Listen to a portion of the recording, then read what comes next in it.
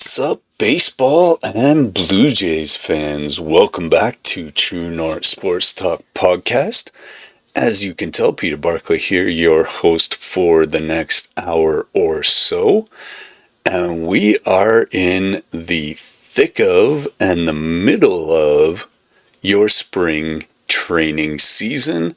We also have, for your viewing pleasure at this time of year, making it feel like mid-summer, even though we're still in the chills of spring, as it were, even though we're not quite to that spring equinox just yet. But we also have the World Baseball Classic happening right now, and that is meaningful, fun baseball in March. So, spring training games, they've been underway for at least 2 weeks now, and the Blue Jays have already been making some cuts. I've been noticing guys have been sent back to the minor league camps already, so cuts are taking place with teams who are seeing guys that just probably aren't going to see a lot of major league time this year. Again, we are not far from opening day, as it's a bit early this year. Let me just pull up a quick calendar here and suggest we are almost 3 full weeks till the beginning of the season, which is on March 27th. Hasn't all been sunshine and rainbows. We, as Blue Jays fans, already have some major injury concerns to our team. So you've got Shane Bieber with a tired arm. We haven't seen him pitch at all yet this year. Still Yimi Garcia, we're not sure what we're going to get with him. We lost Bowden Francis for the season to Tommy John surgery. And Anthony Santander, the elephant in the room, who is going to miss probably 75% of the season with that shoulder, arm, whatever that issue was that he had. We've had some rotation questions because of Bieber, but we've got some answers in a familiar face that, if you guys remember on the podcast, I've been saying since the very beginning of the offseason that we should have got Bassett and Max Scherzer both back, and we got one of two. So to me, that's a good thing, and we at least have Max in the fold to shore up the hole left by Shane Bieber. So we've got 12 Blue Jays right now who are away representing their countries in the World Baseball Classic. And so there's been some interesting names that you may not recognize getting a lot of run in camp this year. So today we are, as we mentioned, we're going to break down everything. We're going to start with some injury updates to the aforementioned Bieber, Garcia, Santander. We're going to talk pitching performances. Max Scherzer looked dominant, or shall we say mid-season form, in his first outing yesterday. That is great news, as it seems like he could be fully ready for the beginning of the season. We have José Berríos, a big question mark coming into spring training as to what we would get. He's looking like the José Berríos we know and love this year. As long as they can keep that rotation intact going forward, we should see a pretty strong season from Mr. Berríos. Today, actually, as we speak, I got one of the games going on, as always, on a weekend. To my left here, we got, why am I drawing a blank? How stupid. Sorry, guys.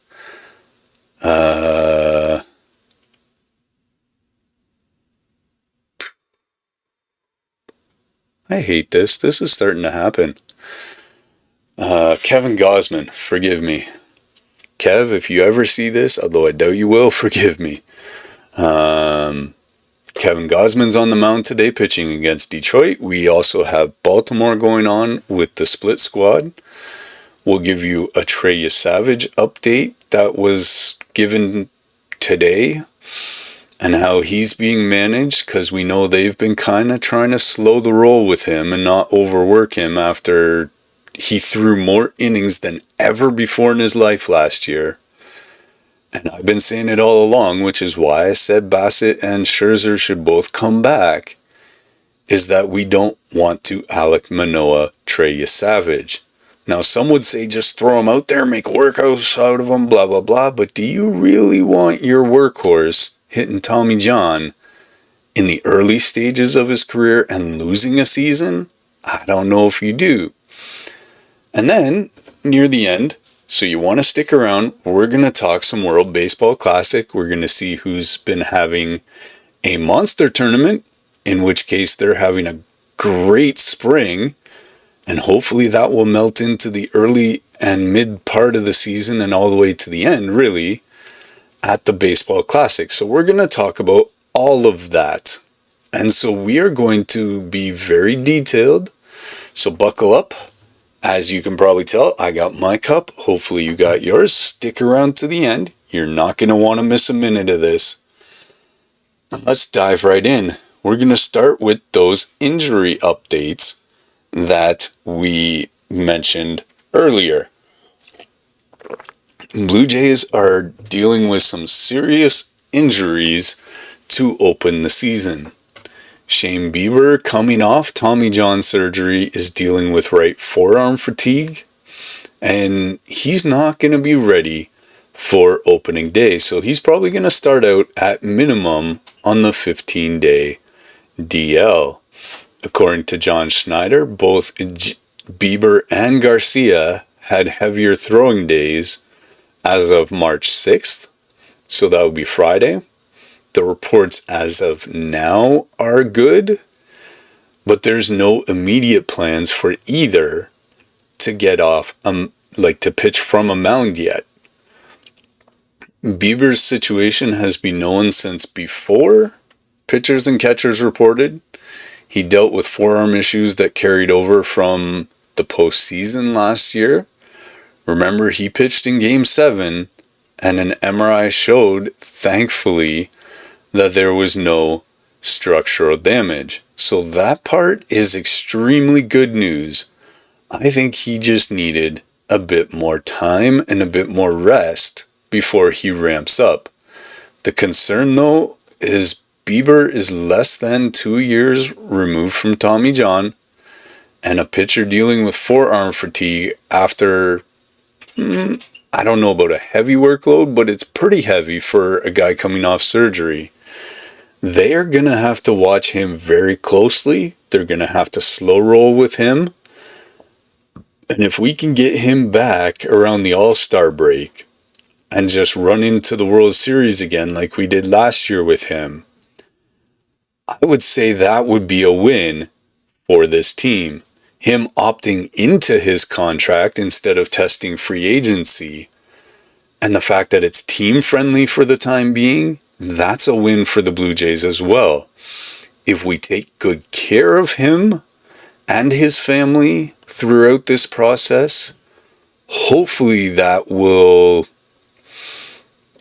sweeten the pot, as it were, when we have to sign him again come next winter. But for the time, it's week to week. There is no set timeline for his return. Something printed by Ben Nicholson-Smith off Sportsnet this week. Schneider said that Bieber is just raring to go. He's chomping at the bit. He's feeling good. He wants to go. But the team is being wise here, and we all know players. They're competitive guys, especially on the Cy Young level where Bieber is. And they just want to get out there and just go, go, go. But the wise thing to do is for the team to be careful and just rein him back a bit. So it's saving him from himself. So that's good news on Bieber. On Friday, Snyder said all the reports are good, but it's very clear that Toronto is going to be careful. They need him there when it counts the most, not sitting on the sideline with an injury. But given where Bieber is in his throwing program, a minimum stay on the injured list seems unlikely, and he could be out into May and into possibly June. That's okay.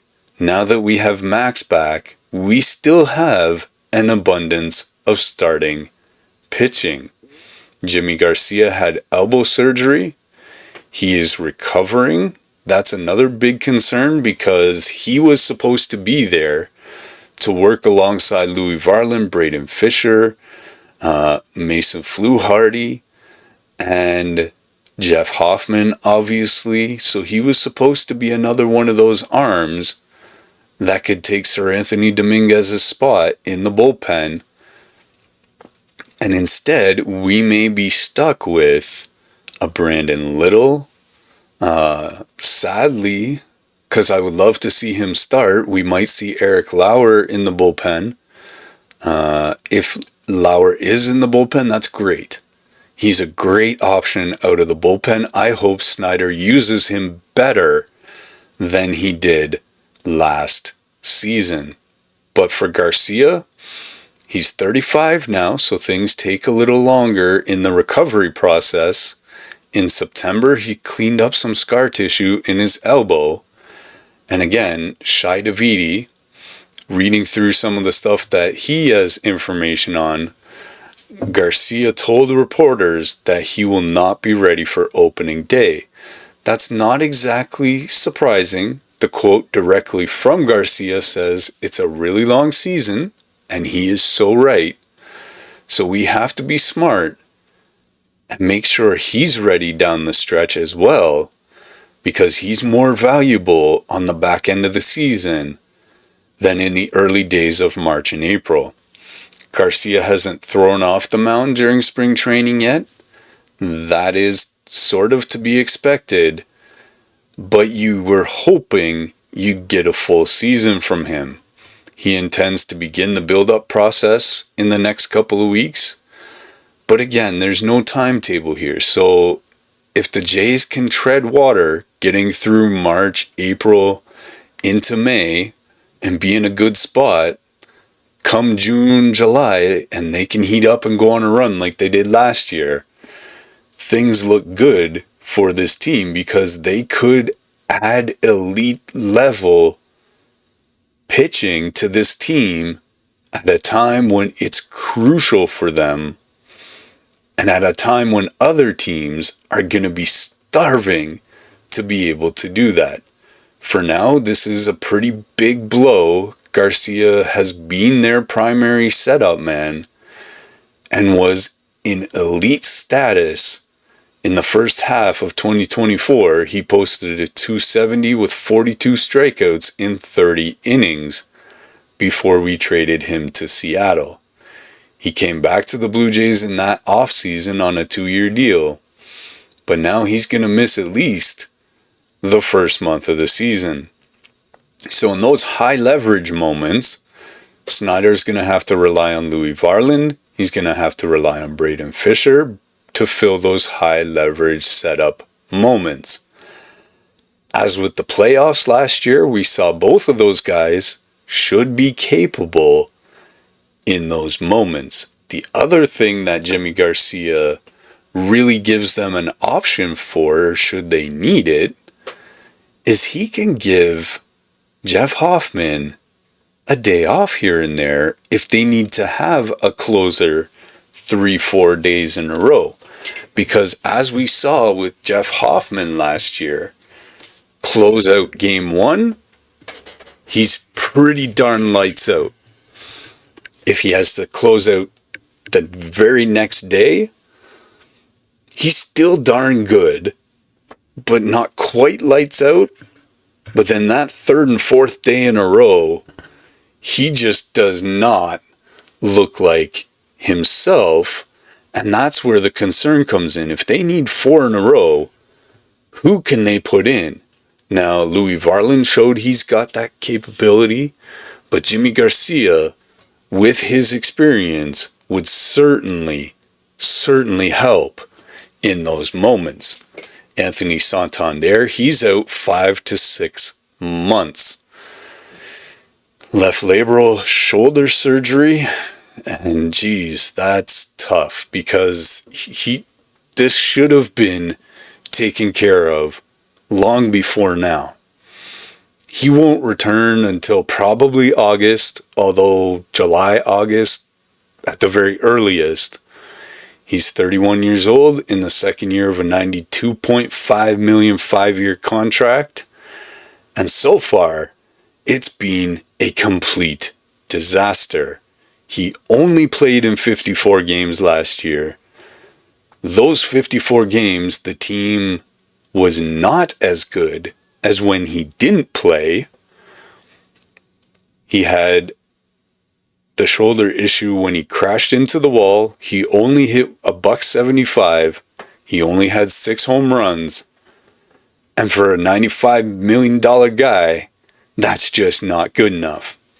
He was back in the playoffs. He played in 5 games. His back gave out, and now he needs shoulder surgery again. John Schneider said that he did everything we could to avoid this. I think at this point, after last year, that was the best possible way to get him back to 100%.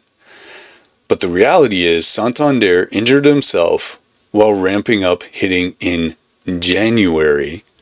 The Blue Jays are paying him over $18 million per year, and he's only played 54 games in 2 seasons. That is a gargantuan waste of resources. The Blue Jays could have put that money into Chris Bassett, Bo Bichette, even though we all know at this point they didn't even try to sign Bo Bichette, which to me, we'll see how the season goes. But it reminds me an awful lot of the sign-in trade in the NHL with Mitch Marner. There could be something about Bo that this team is really going to miss beyond the fact that he's the best hitter in the league. And we're not talking home runs here and all that nonsense. We're talking he hits for average. If he wasn't injured in September, he would have led the league in hits last year. When he's not injured, he always does. And so that's really an issue for this Jays team, not to mention the fact that him and Vladdy were very close. There are other players on the team that he was very close to. And so we'll see how this dynamic works out with him not being in the clubhouse. All right, so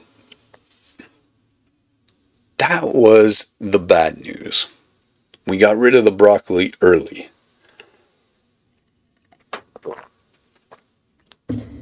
Let's talk some steak. Some of the good stuff. Max Scherzer pitched his first spring training game yesterday, and he made that against the Philadelphia Phillies, and he was almost perfect. 4 innings pitched, 0 hits, 0 earned runs. I'll take that any day of the week from my starting pitcher. 4 innings of no-hit ball on your first spring outing, and you're behind everyone else? I'm sure he's been working. There is no doubt he is a workhorse. So he's been keeping himself good to go. He walked one. That's about the only blip. struck out one, didn't allow a hit, so the walk, well, who cares? No runs. His fastball was between 94 and 96. That's pretty darn good for a 41-year-old. Keegan Matheson tweeted yesterday that Max Scherzer's 2026 spring debut with the Blue Jays is everything about that start is encouraging. The velocity's huge. Scherzer's 41, coming off a season where he dealt with that thumb injury a lot. He missed significant time, as we all remember, from March until June. But here in spring training, he looks healthy, he looks ready, and he looks like he's very good to go from this point out. After the game, Scherzer said, "It's a tick up. In those live BPs, I was 91 to 94. Perhaps that's adrenaline, who knows? But that's a good sign. When you get into game action, the adrenaline kicks in. You get that extra velocity. And John Schneider, I would say Pete Walker, would have been very, very thrilled and happy to see that start from Max Scherzer." John Schneider, after the game, said this: "After his first side session, Pete and I were pleasantly surprised with his locations, with his velocity, and the shape of his breaking ball, meaning it was moving the way you want it to. It's ahead of where it was last year at this time." So that is great news for this Blue Jays team. Scherzer, as we all saw, is back on a 1-year deal. $3 million's definitely team friendly. He can earn up to 13 with incentives, so innings pitch type things, strikeouts, whether they get to the Division Series, the World Series, like all these kind of things. Those are incentives for him. And he also has a full no trade clause. Why you would trade a guy like that is beyond me. Although it's been done a couple of times for various reasons, but just him in the clubhouse at this point in his career, it's like having Pete Walker 2.0 out there. Like, he's another pitching coach on that team. Whether he pitches well or not, and you have enough other guys around that you don't need to move him, so it's kind of a formality. We all saw the letter from his daughter that was so super cute. We love the fact that he wants to be here. We love the fact that his family loves it here. And we just hope that that continues into November. And if he pitches like this is going to be one of the best deals out of any team. Even the other deals we signed, this could be the best deal of the entire offseason. So, the Blue Jays beat the Phillies 1-0. So, from inning 5 through 9, those pitchers pitched really well as well. But Scherzer was the story yesterday in Blue Jays land. Toronto's now won 3 of their last 4 games. We'll see about today. Let me just take a quick check here. Toronto's up 1-0 in the second right now. And again, they're playing Baltimore in the other side. And I don't know who's pitching that Baltimore game. Lauer, maybe? But José Berríos was the other guy we wanted to talk about during this particular portion. And he is looking fantastic in spring. I think that the starters got very much overworked in the early part of last season. And it looks like that was a major factor in the offseason the Blue Jays had. Is as long as we can kind of keep guys somewhat healthy this year, we're not going to have that problem. Last year in April, Bowden Francis looked awful. He looked injured, really, to me. You had José Berríos, started looking a bit tired. And just the back end, Manoah didn't come back the way we thought. He went on Tommy John. So we had Gausman, Berríos, and Bassett in the early part of the year last year. And then after that, the two spots were just kind of either bullpen days or patchwork. Then Eric Lauer stepped in. That was amazing. He was great through September when he was in the rotation, which is why I would just love to see him in the 5th spot. We also could use a lefty. I mean, we haven't had one of those since Yusei Kikuchi and him last year, but a lefty would be great. And that's all we really had. So those starters got overworked a lot last year. Now, you might harken back to the days of 4-man rotations, of guys pitching 3+100 innings a year, stuff like that. And I mean, these guys just aren't built up for that anymore. And I'm not saying these guys couldn't do that or shouldn't do that. It's just that's not the way things are built. So I really, really think, and we noticed it, some friends of mine and I, that Jose looked injured long before he admitted it. Because he just really went from great to nothing. And that only happens when there's an injury. He really tried his best for the team. He made a mistake in the playoffs. But at the same time, he has looked dynamite like his old self throughout spring training. Berríos last season, like we said, was bumped to the bullpen before going on the injured list. He went home to Puerto Rico, like we mentioned. Berríos has apologized earlier in camp, both to the locker room and to the media, and he has gone about his business ever since. So, if I have my way, I'll never have to mention that for the rest of the season. Berríos looks sharp, his pitches are moving, he's hitting his spots, and he's looking like the workhorse La Máquina that we all know and love. So with Bieber out of the pitcher and Berríos locked into the rotation, it looks like,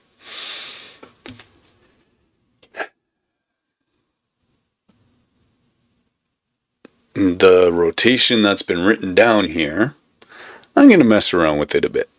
Because I don't think that certain things are actually correct. I think we're going to have Dylan Cease on opening day, Kevin Gausman right behind him, and then either Berríos or Scherzer in the number 3 spot, because I believe Max is going to be ready for opening day. Just as long as what we saw yesterday continues, I'm saying he's ready. So whichever one is in the 3rd spot, the other one will be in the 4th spot. And from the sound of it, from what John Schneider's saying, we're probably going to get Cody Ponce in the 5th spot. The only way that doesn't happen is if it's Eric Lauer. And in that case, I'm okay, because then we have Cody Ponce waiting in the wings. We will also have Trey Yesavage waiting in the wings. So we have 3 starters that aren't going to be in the opening rotation. They could be there by the end of the year, depending on how things go. But that's a great spot to be in. We have 8 legitimate big league starters and 5 spots. We may even, I've heard whispers of a 6-man rotation to start the year, even though guys like Berríos, Gausman, Cease, even Scherzer don't like that because they're used to routines. But I've heard they might do that to try and give these guys some extra rest, which they haven't been able to do. So I'm wondering if you throw an opener out there. I wouldn't use a Louis Varland for that, but maybe you throw Brandon Little out there for the 1st inning or the 2nd inning, and then you bring Eric Lauer in to get you up to like a Jeff Hoffman on that 6th day. So there are so many different options, but Berríos, as we know, he's pitched 32 starts every season of his big league career except for last year. He's been reliable, and he's thrown over 165 innings every year, even last year, since joining the Blue Jays in 2021. And he'll be a great option as a 3rd, 4th, or 5th starter. And the thing about it is, I hope he doesn't view it as a demotion. But if Scherzer's pitching well and Shane Bieber comes back pitching well, Berríos could be the 5th starter by the end of the season. That's not a demotion, Mr. Berríos. That just means that you guys have one of the most dynamite pitching staffs in all of Major League Baseball. That's all that means. And for you to be on that staff, named amongst those other names, is an honor, really. Especially when you have Max Scherzer, you're named in the same breath as. Shane Bieber, a Cy Young winner, you're named in the same breath as. Dylan Cease, one of the most talked about pitchers of the offseason, and Kevin Gausman. You're being named in the same breath as all these guys. So I really hope he doesn't take that kind of thing as a demotion. It just simply means that y'all are that good. Alright, so we've mentioned his name a bunch of times. I've mentioned that I would like to slow roll this guy a little bit, because if all you use him for is the playoffs like you did last year, I'm actually quite alright with that. So we are now going to talk about Trey Yesavage. The Blue Jays are being, to put it mildly, very careful with their breakout playoff star. Yesavage is only 22 years old. He's in his first full Major League season. Last year, he only threw 98 innings at the minor league level. Add to that 27.2 innings, and you're at what, 100? And so 10, 11. So 100, and what's that, 15? 125.2 innings, something like that. That's a gigantic jump in his workload. Manager John Schneider said to reporters that they still view him as a starter, but he'll be abbreviated to start the season. So if he's out there from day one, he might only do 3-4 innings instead of 5-6, because they're trying to bring him along slowly. Yesavage has not appeared in a spring training game. He's been throwing live batting practice sessions, so there's no actual injury here, but they are building him up slowly. I think that's a really good idea, because you want this kid to be the next Kevin Gausman, the next Max Scherzer, and you can't do that if you blow out his arm right now. According to Ben Nicholson-Smith, Yesavage's next spring outing could be another live BP with no immediate plans to put him in a game. Now, I don't know if you're asking yourself this, maybe we've answered it for you already, but why the caution? Well, Yesavage maxed out at 93.1 innings during his time at East Carolina. That's where he went to college. His 2025 workload was a significant leap from his college output, and the Jays don't want to push him too hard too fast. The plan for Yesavage is to go twice through the lineup, so that's 3-4 innings, and then you could use him like an opener, hand it to Eric Lauer for a trip or two through the order, and then the back end of the bullpen takes over. it's smart. If you want Yesavage to be your future ace, the way you thought you had with Alek Manoah, and that's another head scratcher for me, at $1.2 million or something he signed with the Angels, we could have given him that and brought him back. That's another guy that I've heard is pitching really well like his old self this spring. And we could have loved to have him in the back end too, because he's still pretty young. But the Blue Jays want him healthy and effective for September and October and not to be burned out by July, which is exactly what I've been saying all through spring training. And even from the end of the World Series last year, I've been saying that. So, you might see Yesavage make 20-25 starts this season. That's not exactly a full-on starter season. They may cap his innings at around 140, 150. That's a reasonable workload for a young pitcher in his first full season. All right, hopefully how y'all doing? Hopefully you stuck around this far, because you don't want to miss this next little bit. We are going to talk about the fun, meaningful baseball that's happening right now. You guessed it, we are talking the World Baseball Classic. The tournament started on March 5th with Shohei Ohtani pitching against, or not pitching, but playing against Chinese Taipei in Japan. The Blue Jays this year have 12 players representing their organization. They are from 11 different countries.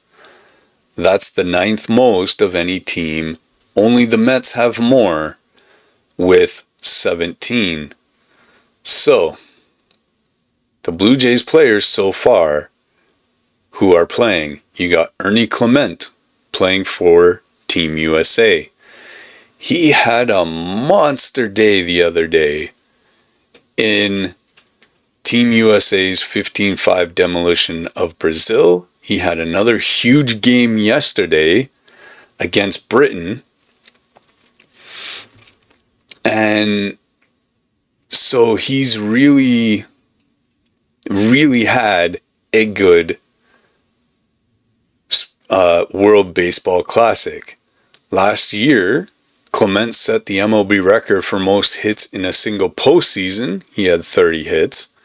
He finished last year, or last postseason rather, with a .411 average, a homer, 6 doubles, 9 RBIs, 13 runs scored, and a .977 OPS.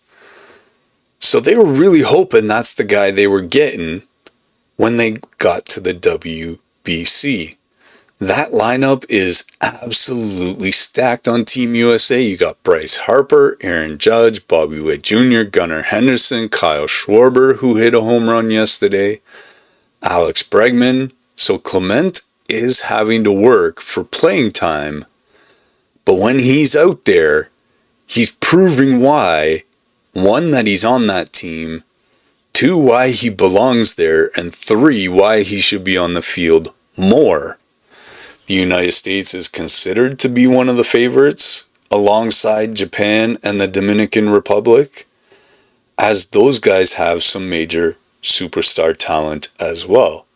Speaking of the Dominican Republic, let's hit that one up next. You have Vladimir Guerrero Jr., and he's been making an impact as well against Nicaragua.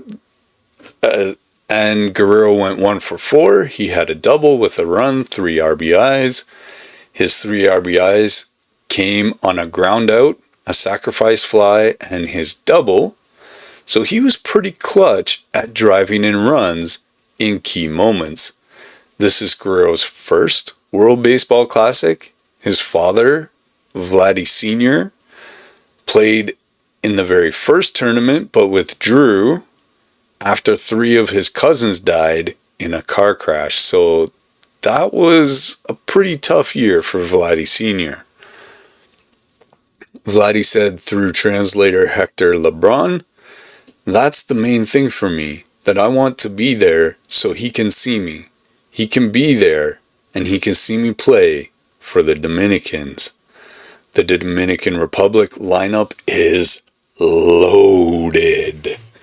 You got Manny Machado. He's still playing at a very high level for San Diego. You got Juan Soto. You got Fernando Tatis Jr., Julio Rodriguez, O'Neal Cruz. You got Guerrero. This team has huge potential at this tournament. I think for the Dominicans, it will come down to their pitching staff as much as anything else.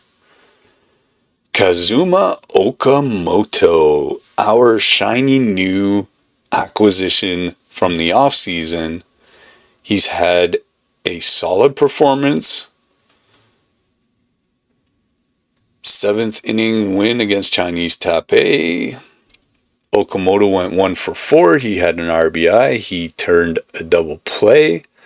Japan is the defending champion and is loaded with talent. So Okamoto is playing alongside Shohei Ohtani, Yoshinobu Yamamoto. We saw him ad nauseum in the World Series. Yusei Kikuchi is there. Seiya Suzuki, Yuki Matsui, and Munetaka Murakami. Okamoto is one of the top contributors for Japan in 2023. He's hitting, at that point, he was hitting .333, 2 home runs, and he'll be a key piece again this year. Other Blue Jays players, Yuriel Rodriguez pitched 2 1/3 in relief against Panama, struck out 3, didn't allow a hit or a walk. That was a pretty dominant performance, which we hadn't been seeing from him in the majors last year or in his spring training so far this year. So hopefully this gives him the confidence to carry that over, because he could be a key piece in the back end of that bullpen, either as a setup man or as a pseudo closer on days when Jeff Hoffman may not be available. Then you have Andreas Jimenez. He made a catch of the year candidate with a leaping grab the other day. He's representing Venezuela and will face some tough competition in that pool stage. Alejandro Kirk is playing for Mexico. Kirk was named captain of the team, and he'll lead a lineup that includes Jarren Duran and Randy Arozarena. José Berríos, Puerto Rico, and we haven't seen him yet, but he has a strong team with Edwin Diaz as their closer. All right, so we've talked about some of the Blue Jays that are there. Let's just talk about the tournament as a whole. So if you're not familiar with how the World Baseball Classic works, you have pool play. There's 4 pools. You have 5 teams in each pool. So each pool plays a round-robin format. The top 2 teams from each pool advance to the quarterfinals. So Pool A, you have, and they're being played in different cities too. So Pool A is being played in Tokyo. You have Japan, Australia, Czechia, Chinese Taipei, and Korea. In Pool B, which is being played in Phoenix and Houston, you have USA, Mexico, Great Britain, Canada, and Brazil. In Miami, you have Pool C, the Dominican Republic, Venezuela, Puerto Rico, Colombia, Nicaragua. And in San Juan, Puerto Rico, Pool D, you have Cuba, Panama, Netherlands, Italy, and Israel. Pool play runs until the 13th, so that's this coming Friday. Then you have the knockout stage, which runs over Sunday, Monday. And then the semifinals is on March 19th and the championship on March 21st. The championship game will be held at Minute Maid Park in Houston. Obviously, we just mentioned some of the Blue Jays players to watch throughout the tournament. You got Vladdy, Okamoto, Clement, Rodriguez. The WBC runs, as we said, through March 17th in pool play, and the Blue Jays will be thin in camp until some of those players return. John Snyder said we spend a lot of time in the off-season trying to figure out what's right for everyone, because not every player is the same. So it's been a bit of a challenge, but it's an honor to have so many guys representing their country. All right, guys, we have come to the closing of our show. Hopefully you stuck around this far. We've been talking spring training, World Baseball Classic. Hopefully we've given you some information you maybe don't already have. As we've seen, the Blue Jays have some injury concerns, but they've also had some really amazing performances. Some of those have come from Berríos, Scherzer. Yes, we're talked about how Yesavage is being managed. And we've talked about their players representing their countries. As we mentioned, opening day, March 27th. Be there. We have the Athletics at Skydome that day. The Blue Jays are the defending AL champs, and they are looking to return to the World Series. As always, this is your chance, guys. So what do you guys think? Hopefully you stuck around. Let us know in the comments. Do you think the Jays are going to overcome these injuries? Do you think Scherzer is going to be a steal at $3 million? And which Blue Jays player do you think is going to end up with the best World Baseball Classic showing? Drop it in the comments. Use the hashtag TrueNorthSportsTalk. Appreciate you guys tuning in and sticking around. Enjoy the World Baseball Classic. And we will catch you on the next episode.